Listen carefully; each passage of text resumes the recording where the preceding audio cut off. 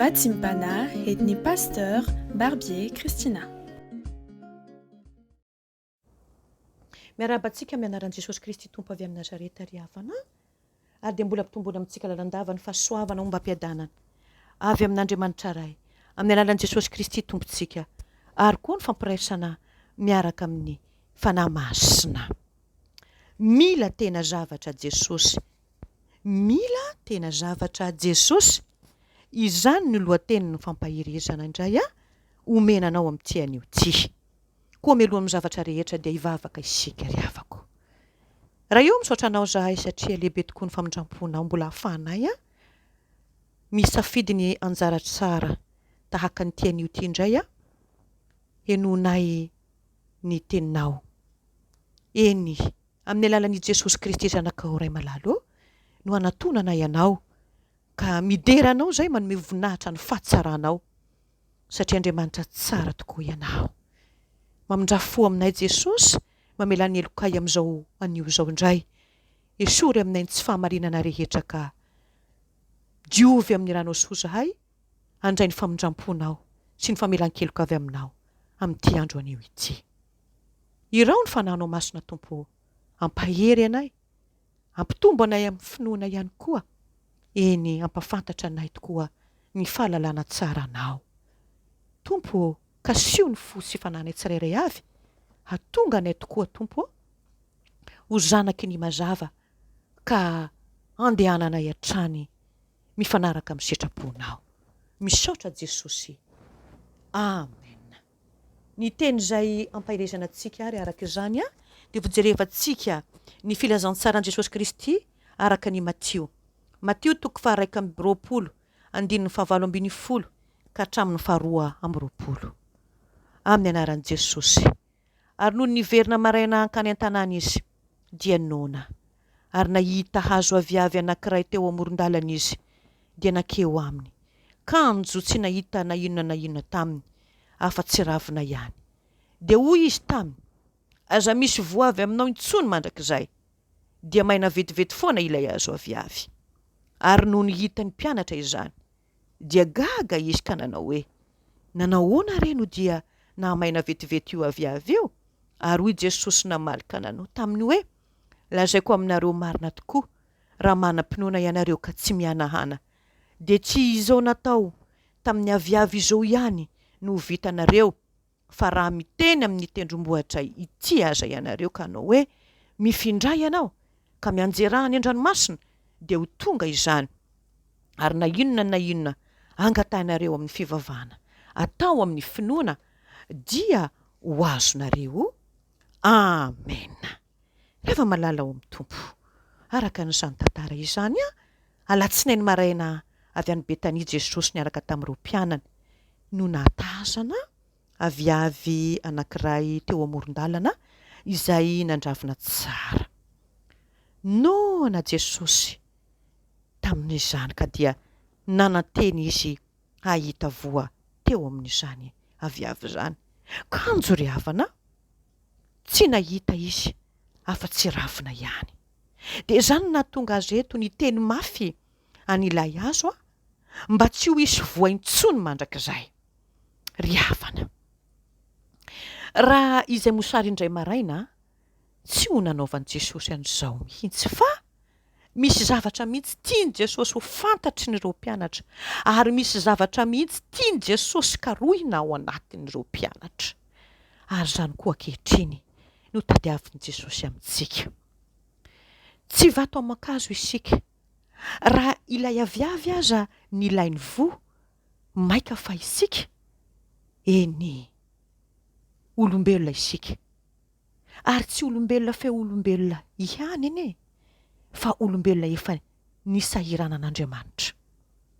Ilay aviavy naniry azy aza ny tadiavany zavatra, indrindra moa fa izao sy anao izao ry havana, dia izao sy anao izay fafazany voa isan'andro, fafazany soa isam-potoana tahaka an'izao, araraka amintsika ny teniny.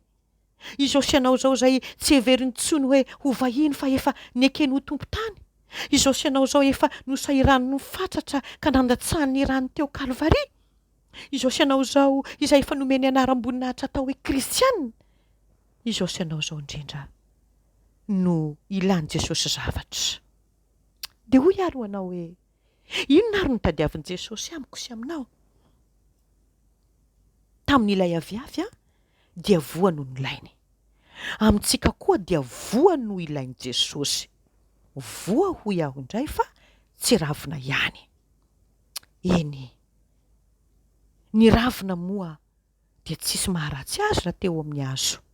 Jereo ny hatsarany, fiarovana izy ho an'ny hazo, mamelona ny tenan'ilay hazo izany, ary koa fafinaretana ho an'ny mpitazana izany, alokaloka ho an'ny mpandalo. Tsisy maharatsy ny ravina riavana malala eny amin'ny hazo. Ka ity teny ity ary dia tsy milaza amintsika fa tsy ilaina ny zavatra eo amin'ny fivavahana toy ny ravina riavana. Tsia, ilaina ny ravina. Dia mety velom-panontaniana ianao hoe inona ary zany ravina amin'ny fivavahana izany? Ilaina ohatra ny anarana. Zany hoe ohatra hoe mpiangona, kristianina, mpandray fanasany tompo, sy ny sisa sy ny sisa, ny evangelista, ny anarana maro samihafa rehetra. Ilaina koa ny fisehoana tahaka ny hoe ny fahadiovana, ny fahalalana, ny fahaizana, ny hamaroany ny mpiangona, sy ny sisa sy ny sisa. Ilaina koa ny zavatra tahaka ny hoe trano ijoalajoala tsara tare ohatra, trano vato ivavana ohatra, na trano izay iangonan'ny mpiangona, ny volabe izay mirotsaka ho an'ny tempolin'Andriamanitra ohatra, ny hira fatratra dia fatratra. Ireny rehetrarehetra ireny ilaina daholo toy izany. Kanefa izany rehetra izany dia zao reny atao hoe karazana ravina filazana zavatra fotsiny izany riavana malala ao amin'ny tompo. Ka raha ity tantara ity rehefa tsy nahita izay nilainy tamin'ilay aviavy ary Jesosy dia zao tsy nahoana avokoa ary ny zavatra rehetra ankoatran'izay. Satria dia nahoana riavana. Voa tokoa no nilainy. Voa no nilainy tamin'ilay aviavy. Ary androany, anio, arak'izao teny izao, finoana koa no katsainy Jesosy aminao ry havako ka engany ary izy. Ahitany izany aminao tompoko. Fa zavatra mahafaly loatra dia izao rehefa mahita Jesosy, na dia kely toy ny voatsinapy aza no hitany araka ny voalazan'i Mateo 7:20 dia zao faly ange Jesosy. Ravoravo ange ny fony Jesosy. Izany koa dia mampiseho ary havana fa ny finoana zany dia zavatra ambony karazana indrindra ary dia tsy mahagaga tokoa ry havana raha any amin'ny epistily any no lazain'ny Paoly fa anisany zavatra anatin'ireo 3 mitoetra izany finoana izany. Eny ry havana, misy ao aminao ve izany ankehitriny, ianao izay miasakasaka sy manongela tsofina miaino ny filazantsara? Te hanana an'izany be da be ve ianao? Inona no tokony atao? Lazain'ny epistily momba n'ity ary araka ny voalazan'ny Hebreo 12:1-7 fa ny tompony ity finoana ity sady mpanefa azy dia tsy iza tsy akory fa ilay maherintsika dia Jesosy Kristy avy any Nazareta izany. Jesosy eo amin'ny hazo fijaliana no loharanony. Tsy misy tokony ho ataonao sy tsy maintsy ataonao raha tianao ihany ity finoana ity. Afa-tsy ny mijery an Jesosy Kristy sy ny fitiavany izay velotsoratra ngeza be ao Golgota. Mijery eo ianao dia teraka sy vaveto azy izany finoana izany. Fa ny finoana kristianina mantsy tsarovy ry havako dia zanaky ny hazo fijaliana. Averina indray, ny finoana kristianina dia zanaky ny hazo fijaliana. Izany no mahatonga ity finoana ity ary akambana amin'ny fivavahana araka ny voalazan'ny 2:20 hoe amin'ny anaran'ny tompo ary na inona no angatanareo amin'ny fivavahana atao amin'ny finoana dia azo nareo.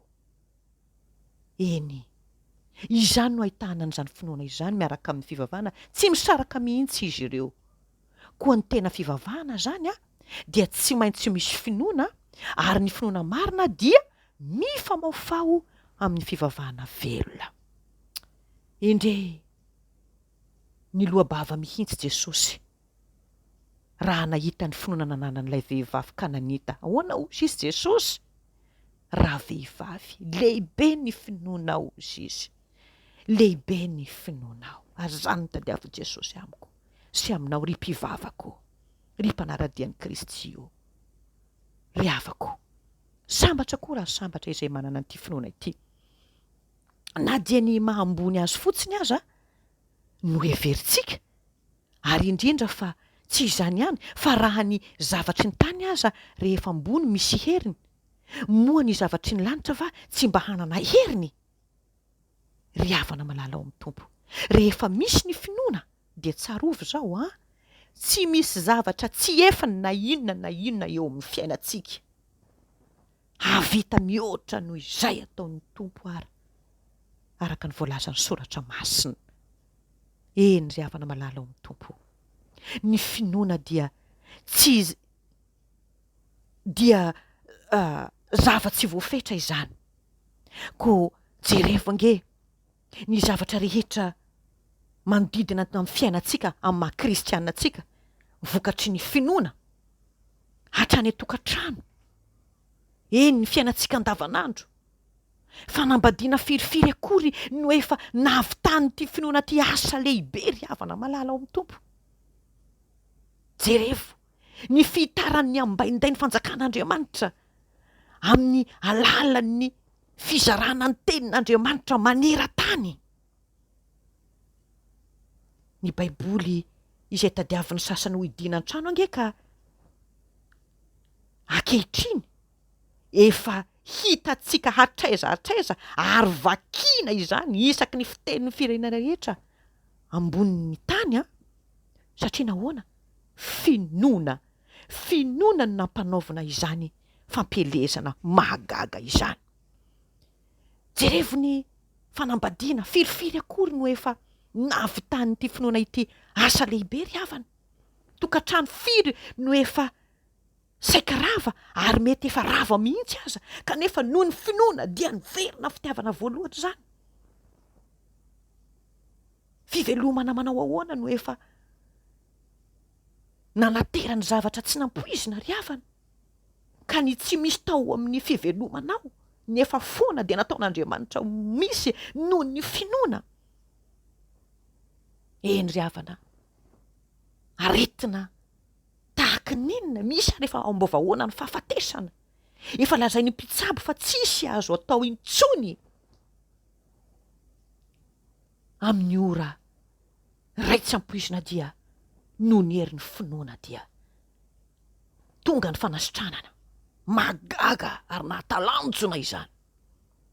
Ry havana malala ao amin'ny tompo, hoy ny tenin'i Jesosy eto hoe na inona angatanareo amin'ny fivavahana atao amin'ny finoana dia azonareo izany. Andao ary havana amin'ny tian'io ity dia mba ampidiritsika ao anatiny izany finoana izany ary izay rehetra mila mety hoe hareraka ny fosy fanahintsika amin'izao anio zao. Tsy misy zavatra tena mampalahelo loatra tahaka an'izao ry havana dia hoe mpanompon'i Kristy nefa matahotahotra foana, mpanaradian'i Jesosy manahiahy foana amin'ny tsy misy antony, mihanahana hoy izy Jesosy eto, na koa tonga toy ny alon-drano entiny rivotra na atopatopany.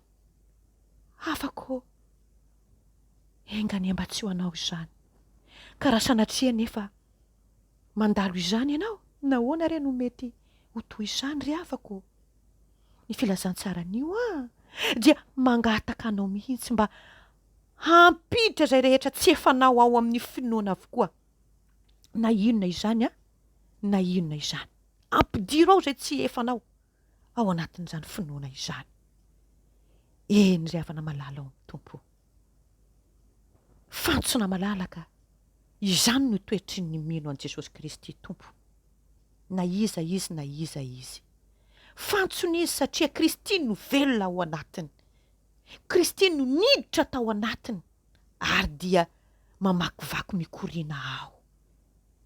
Ka rehefa Kristy no ato aty anatintsika aty dia sahatsika koa hiteny tahaka ny Paoly araka ny voalazany eo amin'ny Galatianina 2:20 hoe tsy izao intsony no velona fa i Kristy no velona atao anatiko. Ka raha Kristy no velona atao anatiko, ninona karazana zavatra maro samihafa rehetra, endrikendrika Goliata, endrikendrika tendrombohitra tsy maintsy hoarana. Fa raha Kristy no atao anatiko dia manoatra no mpandresy aho amin'ny alalan'ilay tia ahy. Iriko mba ho toy izany koa ianao. Aza matahotra ry havana, andro farany izao, tany mafy izay nananao mba tsisy haka ny satromboninahitrao. Banjino ilay nombona tamin'ny hazo fijaliana ka nandresy ny fahafatesana. Mbola vonona ankehitriny ampandresy ianao koa ao amin'ny finoana.